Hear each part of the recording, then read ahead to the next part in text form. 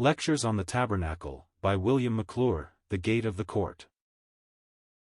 In giving his instructions regarding the making of the tabernacle, God began with the ark and mercy seat, his own throne, and ended with the gate.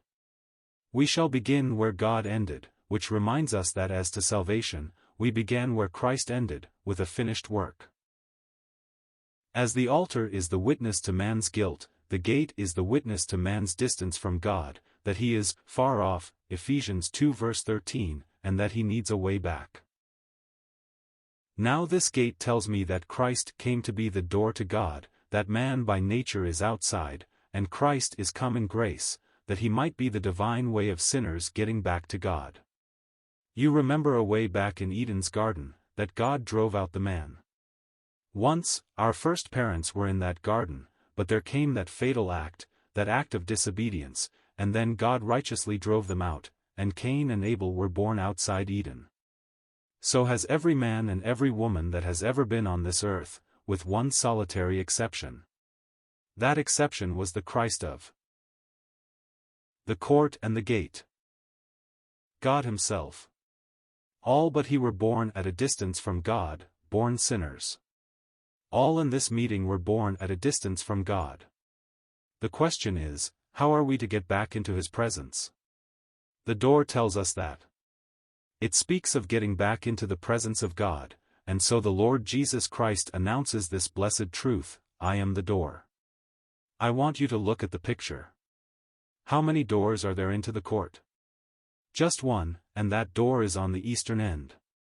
Supposing we were to look at the south side, the north side, or the western end, what would meet our gaze? One long stretch of linen, unbroken, white linen, but no door. It is only linen, but to force an entrance would be to rush to certain destruction. That linen, we say, stands there marking off the sacred precincts of the tabernacle enclosure, and whoever will come to God, must come in the proper way. They must come in at the gate, for to force the linen would be to court judgment. So all along the north side, the south side, the western end I see no door, only an unbroken stretch of white linen. But we come to this eastern end, and we get blue and purple and scarlet on fine twined linen. Now what does this mean?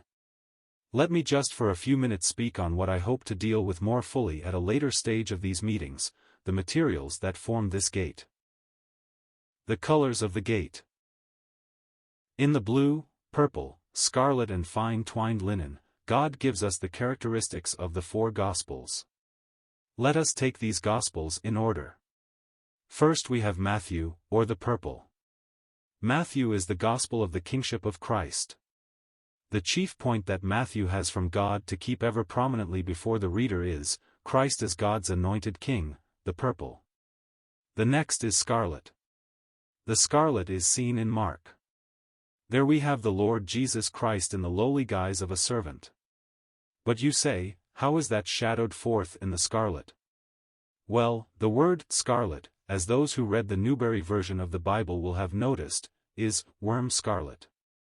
That is, the color was gotten from a worm dried and pulverized. And herein we see the marvelous grace of one who, from all eternity, was in the bosom of the Father, the one who was the maker of worlds, who would stoop down, until he could say, I am a worm and no man. Blue, in John we get the blue. It speaks of heaven, and reminds us of the Lord Jesus Christ as the Son of God. So in John, we see Christ in the bosom of the Father in a past eternity. We read, in the beginning was the Word, and the Word was with God, and the Word was God. John 1 verse 1. So we say in the blue we get the divinity, the deity of Christ. But what about the linen? The linen speaks of the perfect, holy manhood of Christ. And this is the burden of Luke. Just as distinctly as it is Matthew's to point out the kingship of Christ, Luke points us to Christ as the holy man. The linen speaks of the perfect humanity of Christ. The one gate, or made nigh by the blood of Christ. For all practical purposes, linen alone would have made the gate. But God had a typical purpose to serve that requires there shall be the blood color in the gate. So wherever there is only linen seen, there is no way of approach to God's dwelling place. What does that mean? If I were to come to you tonight and take up that blessed life, that unique life, the life of the Lord Jesus Christ on earth, that drew forth from the Father again and again those words, "This is my beloved Son in whom I am well pleased," and if I presented that life to you as that which you should imitate, and by imitating that life, hope at last to find a place in glory with him, and if I should bring all the powers given to mortal man to bear upon the minds of others, if I could exercise all the powers of Paul and all the eloquence of an angel, and got you occupied with Christ on earth as man, with his walk as man, and held out that as the way of salvation, I would be exceedingly cruel. You might possibly think it would be a grand thing to do, but I tell you it would be an exceedingly cruel thing to do. It is said that in the city of Aberdeen, a preacher was holding forth to quite a large crowd, and this was his theme.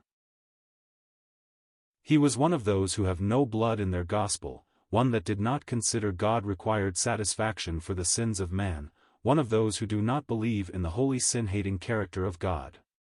He was exhorting the people to imitate Christ. Christ's was a beautiful life, a perfect life, imitate that.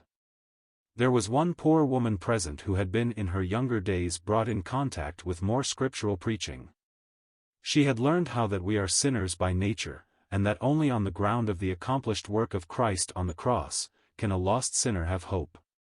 As she listened to this man speaking in the strain I have indicated, she cried out with a shrill voice, "Oh, sir, your rope's not long enough to reach a sinner like me." Now if you were speaking to an unfallen race, to men and women who had never come under the dread sentence of God's holy law, there might be some reason for preaching the Christ of God as a perfect example to imitate as a man, but a ruined sinner requires something else first, and this has been provided, blessed be God.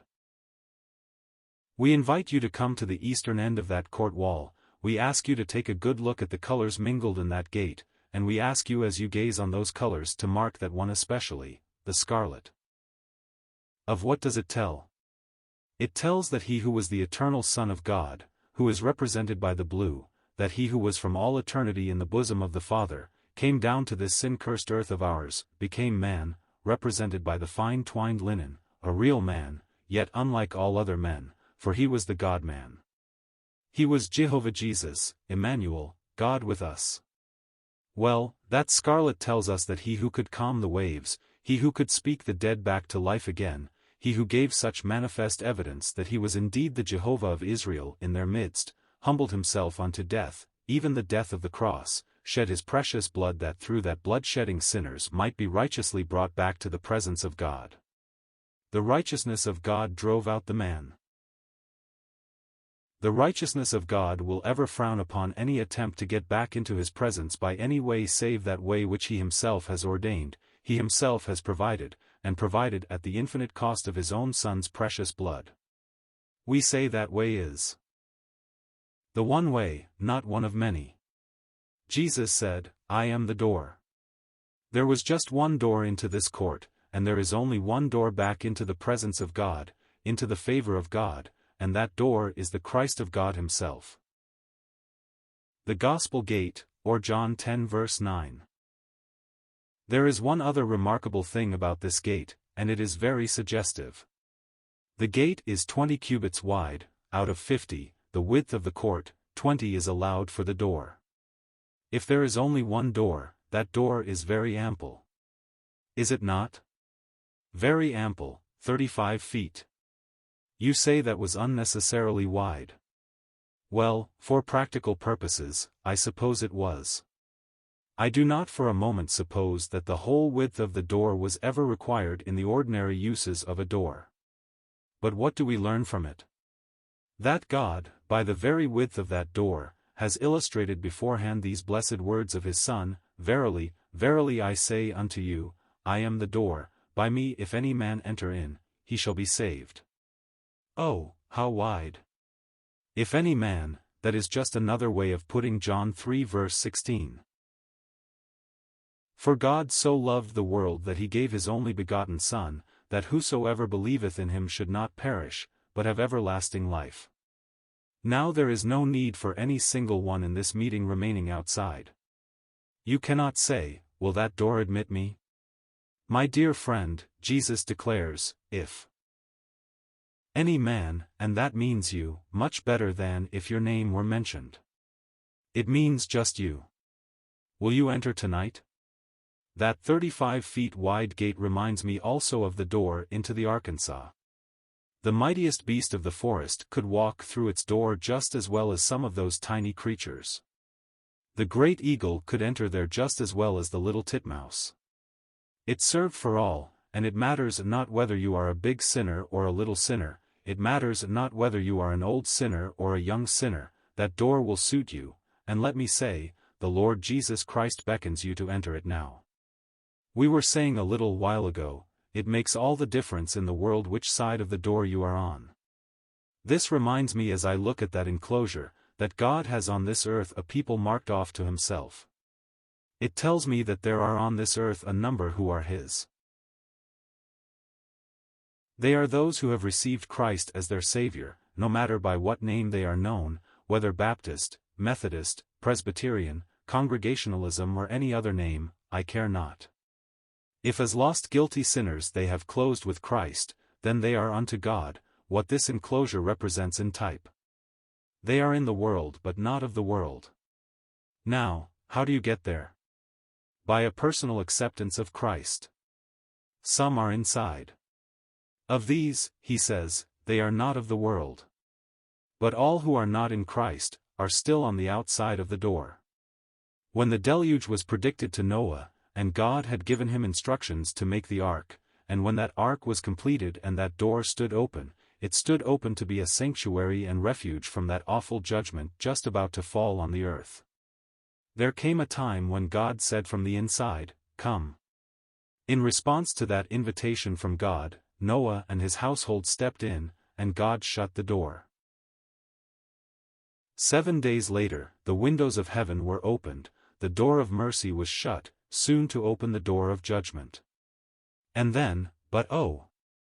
Too late, the poor antediluvians saw how terrible it was to be on the wrong side of the door. In Christ.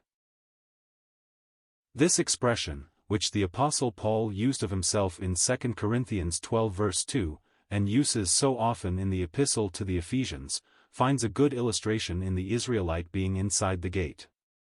To the believing sinner we can say, stepping inside that enclosure, you find yourself completely surrounded by a wall of linen, so a simple act of faith, trusting in Christ as a lost and guilty sinner, puts you into the grandest place we can ever be in, out of heaven or in heaven, in Christ. I say, one step across that threshold, and the Israelite stood in a place which typifies the position of every child of God, in Christ. The one step did it. Once outside, now inside. Once far off, now made nigh by the blood. Once without God and without hope, now in that blessed love-linked, blood-bought family of the children of God, looked at as, in Christ, not in their sins, not under judgment, but, in Christ, waiting for the glory. Now, how many of you have taken that step? Some perhaps are close to the gate, and perhaps have been exercised many a time about making your decision for Christ, stepping in. Oh! Yes, at times perhaps your friends thought you would do it, but you have not done it yet. What if tonight is the last chance? A man came running to a railway station in Ireland. He was going to Dublin, and it was very important he should be there. As he came up to the station, the iron gate was drawn to by the porter, and he was just in time to see the end carriage disappearing down the platform. He threw up his hands and exclaimed, "My God! £1,000 lost." Well, you say it was too bad, just a few minutes, and that few minutes to involve so much. Oh! Dear friends, what if you are too late? I stood on the deck of a little steamer that made a daily trip to an island off the coast of California, and as it was just leaving and the gangplank had been drawn ashore, and we loosed away, some people came running down. Someone remarked in a jocular way, "We'll call for you tomorrow." Well, it did not matter very much. Perhaps it would be a grievance to those missing the boat, and inconvenience them, but there was one on the morrow. But, oh! Let me say, once God closes this door, once Christ comes for his own, there will be no other chance for the unsaved.